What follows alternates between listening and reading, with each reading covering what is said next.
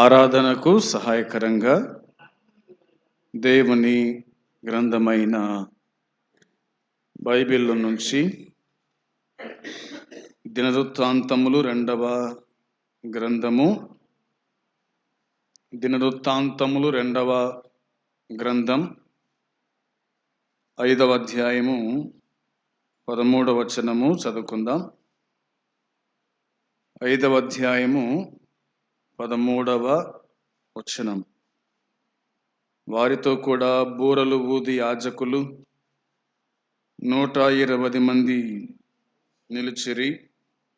బూరలు ఊదువారు పాఠకులను ఏకస్వరముతో యెహోవాకు కృతజ్ఞతాస్తుతులు చెల్లించుచు గానము చేయగా, యాజకులు పరిశుద్ధ స్థలములో నుండి బయలు వెళ్ళి ఆ బూరలతోనూ తాళములతోనూ వాయిద్యములతోనూ కలిసి స్వరమెత్తి, యెహోవా దయాళుడు, ఆయన కృప నిరంతరముండునని స్తోత్రము చేసిరి.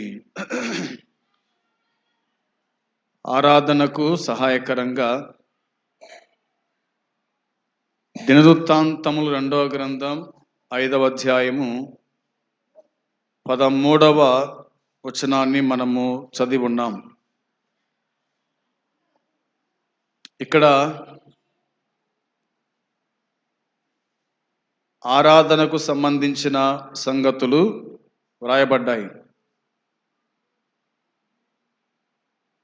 దేవుని దాసుడు జ్ఞాని అయిన సొలొమోను మందిరాన్ని నిర్మించి మందసాన్ని తీసుకొచ్చి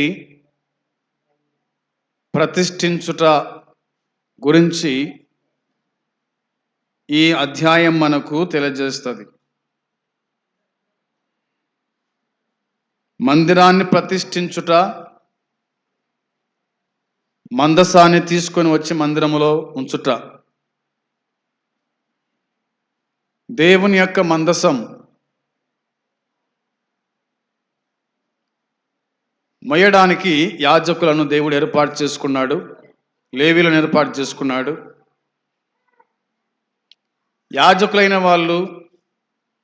వారు చేయాల్సిన పని వారికి ఉన్నట్టుగా దేవుని వాక్యం గుర్తు చేస్తూ ఉంది. యెహోవా నిబంధన మందసం సియోను అను దావీదుపురము నుండి తీసుకొని వచ్చుటకై సొలొమోను రాజు ఆయన ఇశ్రాయేలుల పెద్దలను, ఇశ్రాయేలీల వంశకులకు, అధికారులకు, గోత్రము పెద్దలనందరినీ యెరూషలేములో ఆయన సమకూర్చినట్టుగా దేవుని వాక్యం చెబుతూ ఉంది. అందరినీ సమకూర్చినాడు. ఇశ్రాయేలు పెద్దలను, ఇశ్రాయేలుల వంశములకు, అధికారులకు, గోత్రకర్తలందరినీ కూడా, పెద్దలందరినీ కూడా యెరూషలేములో సమకూర్చినట్టుగా దేవుని వాక్యం మనకు తెలియచేస్తూ ఉంది.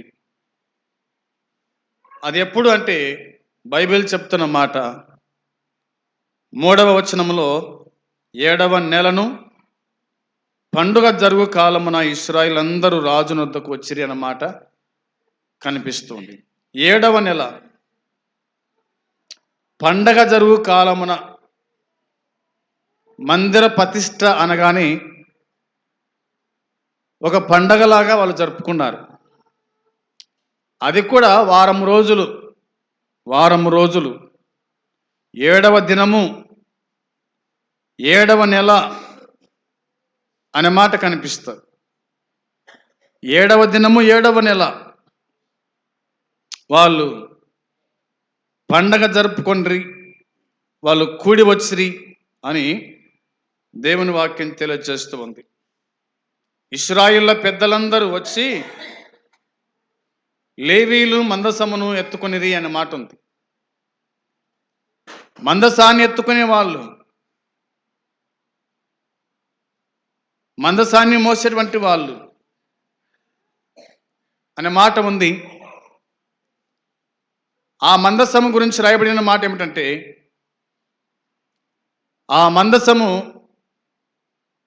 ఆ మందసములో నిబంధన పలకలు ఉంచబడుట, అది పరిశుద్ధ స్థలములో ఉంచబడుట అనేది మనకు మిగతా వచనం మనకు తెలియజేస్తూ ఉన్నాయి. రాజైన సొలొమోను అనే ఈ వ్యక్తి ఇశ్రాయేలీల సమాజకులందరూ కూడా సమకూర్చాడు. లెక్కింప శక్యము కాని గొర్రెలను, పశువులను మరి బలిగా అర్పించినట్టుగా దేవుని వాక్యం చెప్తుంది. పెద్దలందరూ సమకూర్చినాడు, ఇశ్రాయేలందరూ వచ్చిన తర్వాత గొర్రెలను, పశువులను బలిగా అర్పించిరి. దేవునికి అర్పించుట, దేవునికి సమర్పించుట అన్నది దేవుని వాక్యం గుర్తు చేస్తూ. అందుకని యేసుక్రీస్తు ప్రభు అన్నాడు, ఇక బలులు సమాప్తము అన్నాడు. ప్రజలందరి కోసమై, ప్రజల విమోచన కోసమై, విడుదల కోసమై, రక్షణ కోసమై నేనే కలవరి శిలువలో మీకోసమై బలి కాబోతున్నాను, కాబట్టి బలులు సమాప్తము అని ప్రభువైన యేసుక్రీస్తు చెప్పినట్టుగా మనము చూడగలుగుతాం. లేవీయులు, యాజకులు మందసమును, సమాజపు గుడార మధ్య నుండి ప్రతిష్ఠితులకు ఉపకరణములను అన్ని కూడా తీసుకొని వచ్చారు. మందసానికి సంబంధించినవన్నీ కూడా తీసుకొచ్చినారు. మందసానికి ఏమి కావాలి, మందసము యొద్ద ఏమి ఉండాలి, ఏది ఉండకూడదో అన్నీ కూడా తెలిసిన వాడు కాబట్టి అన్ని వాళ్ళు తీసుకొని వచ్చిరి, సమకూర్చిరి అనేది మనకు 6వ వచనము గుర్తు చేస్తూ ఉంది. ఆ తదుపరి యాజకులు యెహోవా నిబంధన మందసమును తీసుకొని గర్భాలయపు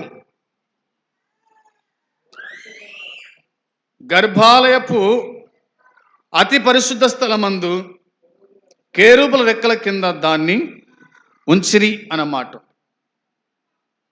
అతి పరిశుద్ధ స్థలం ఇందులో మనకు కనిపిస్తుంది. ఒకటి పరిశుద్ధ స్థలము, రెండవదిగా అతి పరిశుద్ధ స్థలం. అతి పరిశుద్ధ స్థలములో దేవుని మందసము, నిబంధన పలకలు, దీపస్తంభము,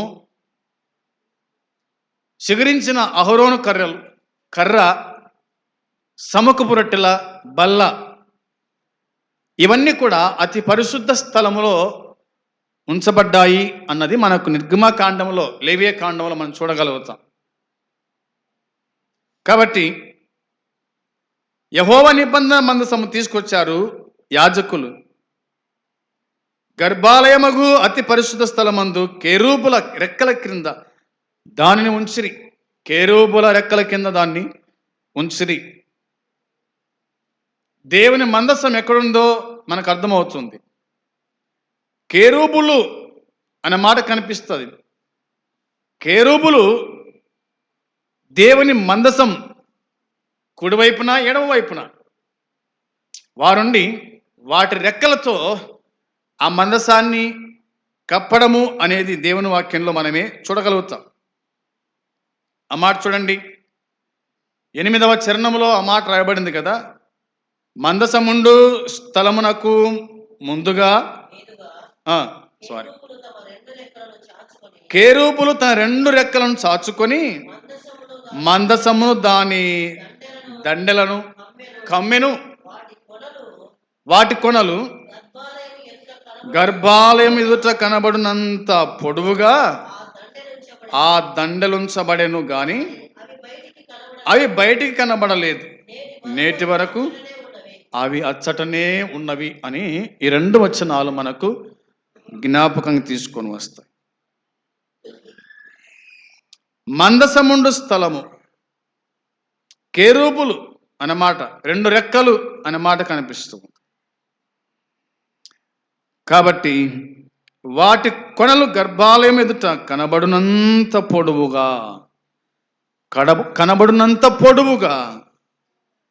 ఆ దండలుంచబడెను గాని అన్నమాట ఉంది. అవి బయటికి కనబడలేదంట. నేటి వరకు అవి అచ్చటనే ఉన్నాయి. నేటి వరకు అవి అచ్చటనే ఉన్నాయి. దేవుని ఆలయం, మందసం, కేరూబులు ఇవన్నీ కూడా నేటికి అక్కడనే ఉన్నాయని దేవుని వాక్యం మనకు గుర్తు చేస్తూ ఉంది. ఆ తదుపరి ఇశ్రాయేలీలు ఐగుప్తు నుండి బయలు వెళ్ళిన తర్వాత యెహోవా ఓరేబునందు వారితో నిబంధన చేసినప్పుడు మోసే ఆ మందసమునందు ఉంచిన 2 రాతి పలకలు తప్ప దాని యందు మరేమియు లేవు అనే మాట కనిపిస్తుంది. ఇశ్రాయిళ్లకు దేవుడు ఓరేబు కొండ మీద 2 రాతి పలకలు ఇచ్చినట్టుగా ఆ 2 రాతి పలకల మీద 10 ఆజ్ఞలు ఉండిన రాసినట్టుగా వారికి ఇచ్చినట్టుగా దేవుని వాక్యం మనకు గుర్తు చేస్తూ ఉంది. అవి తప్ప దాని యందు మరి ఏమీ లేవు, దాని యందు మరి ఏమీ లేవు అన్నది ఈ 10వ వచనం మనకు గుర్తు చేస్తూ ఉంది. తదుపరి యాజకులు పరిశుద్ధ స్థలము నుండి బయలుదేరినప్పుడు అచట కూడి ఉన్న యాజకులందరూ తమ వంతులు చూడకుండా తమను తాము ప్రతిష్ఠించుకొనుట,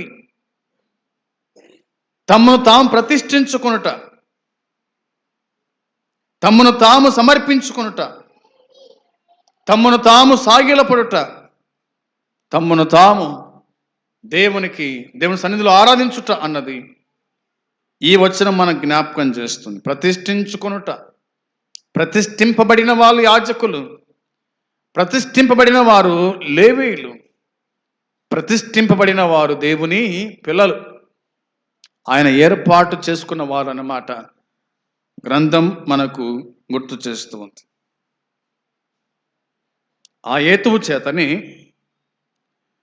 మరి వారి కుమారులైతేనేమి, సహోదరులైతేనేమి, మరి వారిలో చాలామంది పాఠకులైన లేవీలు సన్నపు నార వస్త్రాలు ధరించుకొని తాళములను, తంబూరలను, సీతారలను చేతబట్టుకొని బలిపీఠమునకు తూర్పు తట్టున నిలిచిరి అన్నమాట కనిపిస్తుంది. వారి పిల్లల పిల్లలు, సహోదరులు, పాఠకులు, లేవీలు కదా, ఏ పని చేసేవాళ్ళు ఆ పనికి వాళ్ళు సిద్ధపడినట్టుగా దేవుని వాక్యంలో మనం చూడగలుగుతూ ఉంటాం. వాళ్ళు నిలిచిరన్న మాట కనిపిస్తూ ఉంది. అందుకోసమే వారితో కూడా బూరలు ఊదు యాజకులు 120 మంది నిలిచిరి అన్నమాట. వారితో కూడా బూరలు ఊదేవారు 120 మంది నిలుచుట అన్నది మనకు 13వ వచనం తెలియజేస్తూ ఉంది. తదుపరి రాయబడిన మాట, బూరలు ఊదువారు పాఠకులను ఏకస్వరముతో యెహోవాకు కృతజ్ఞతా స్తుతులు చెల్లించిరి. ఏక మనసుతో యెహోవాకు స్తుతులు చెల్లించుట, ఏక మనసుతో దేవుణ్ణి ఆరాధించుట, ఏక మనసుతో దేవుని సన్నిధికి వచ్చుట అన్నది దేవుని వాక్యం మనకు జ్ఞాపకానికి తీసుకొని వస్తూ గానము చేయగానమాట. యాజకులు పరిశుద్ధ స్థలములో ఉండి బయలు వెళ్ళి ఆ బూరలతో, తాళములతో, వాయిద్యములతో కలిసి స్వరమెత్తి యెహోవా దయాళుడు అనే మాట, యెహోవా దయాళుడు, ఆయన కృప నిరంతరముండునుగాక అనే మాటలు కనిపిస్తాయి. ఆయన దయగలిగిన వాడని, ఆయన కృప నిరంతరం ఉన్నటువంటిది అన్నమాట ఈ 13వ వచనం మనకు జ్ఞాపకానికి తీసుకొని వస్తుంది. అందును బట్టి ఆయన కృప నిరంతరముండునని స్తోత్రము చేసిరి. ఒకటి స్తుతులు చెల్లించుట, రెండవదిగా దేవుణ్ణి స్తోత్రించుట అన్నది దేవుని వాక్యం మనకు జ్ఞాపకం చేస్తూ ఉంది. ఆయన స్తుతించేటువంటి వారు ఇందులో కనిపిస్తారు. మనము కూడా దేవుని స్తుతించడానికి వచ్చినాం, దేవుణ్ణి మనము ఆరాధించడానికి వచ్చినాం. ఆయన ఆరాధనీయుడు, ఆయన పూజకరకుడు కాబట్టి యెహోవా దయాళుడు, దయగలిగిన వాడు కాబట్టి మరొక నెల, మరొక ప్రభు దినాన్ని ఆయన మనకు అనుగ్రహించాడు. కాబట్టి ఈ దినమున దేవుణ్ణి మనము ఆత్మతో సత్యముతో ఆరాధించు వారమై ఉన్నాం. ప్రభు అయిన యేసుక్రీస్తు ఆయన మనల్ని జ్ఞాపకం చేసుకున్నాడు, మన కోసమై ప్రాణం పెట్టాడు. సమాజపడి తిరిగి లేచిన దేవుణ్ణి ఈ ఉదయకాలమున జ్ఞాపకము చేసుకునుట ఆశీర్వాదకరమని దేవుని వాక్యం చెబుతుంది. ఆ విధంగా దేవుణ్ణి ఆరాధిస్తూ మనము ముందు కొనసాగుదాం. అట్టి కృప దేవుడు మనకు సమృద్ధిగా అనుగ్రహించునుగాక. ఆమేన్.